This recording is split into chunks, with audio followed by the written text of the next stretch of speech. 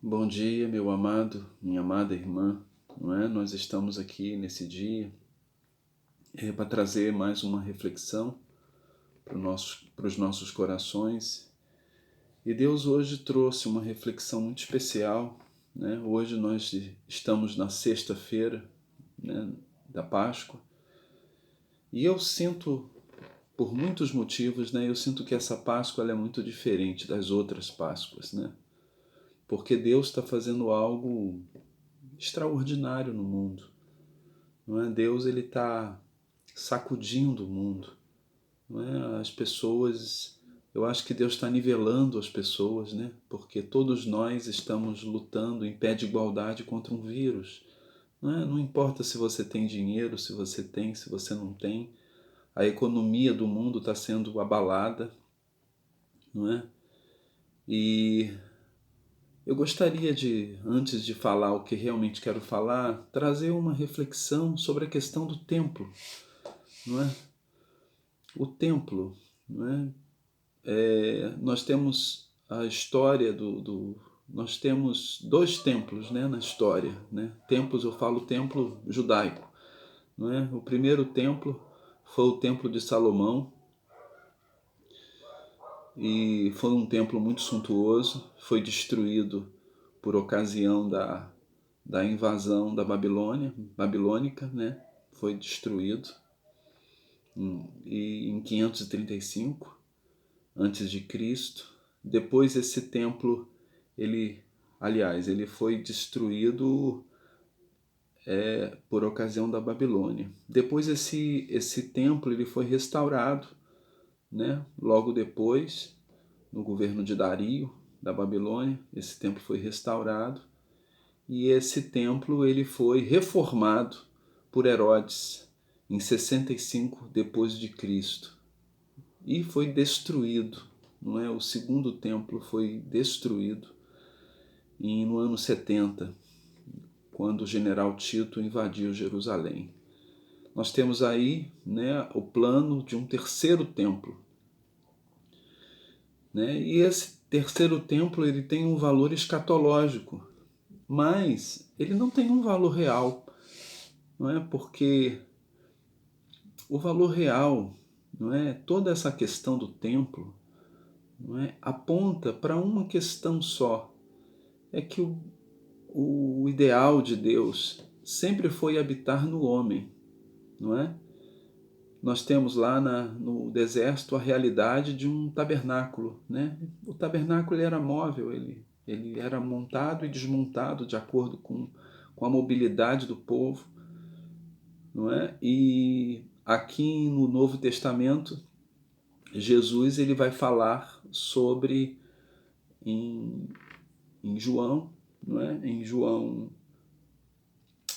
14, 15, 16, Jesus vai falar sobre uma realidade maravilhosa, que Deus mandaria o Espírito Santo para habitar dentro de nós. Lá em 1 Coríntios 6, 19 e 20, vai dizer que nós somos o templo do Espírito Santo, nós somos o templo de Deus e que nós fomos comprados.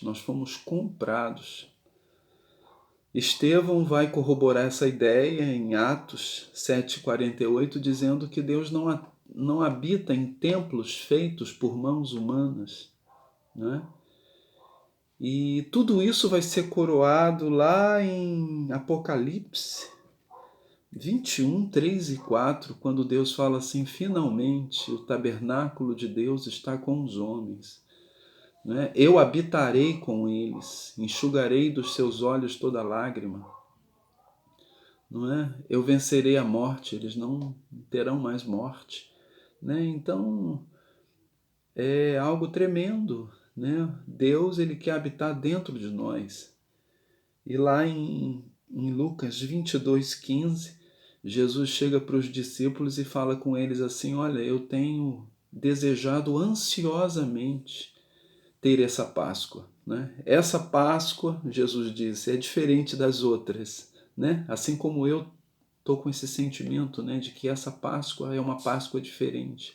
Jesus teve um sentimento semelhante ao ter aquela última Páscoa antes do seu sofrimento, né? E naquela Páscoa, porque naquela Páscoa ele estabelece uma aliança, né? Ele ressignifica todo aquele ritual da Páscoa, não é? Através de um pouquinho de vinho e um pedacinho de pão.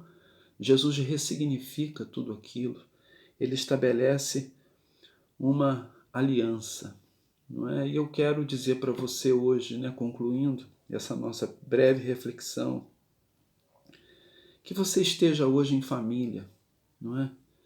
Que você faça desse momento, dessa Páscoa, um momento especial, não é? Que você restaure essa aliança com Deus, não é? A aliança feita no sangue de Jesus, no corpo de Jesus. Jesus, ele fala, nos manda fazer esse rito, né? Esse rito do pedacinho de pão e do vinho, e ter ele em memória, que você se lembre de Jesus, né? Nessa ceia especial, que você entenda que Jesus é a nossa aliança, que não há uma outra alternativa para nós, né? E nesse momento da história agora, onde Deus está sacudindo tudo, não é, que você entenda que Deus deseja, né?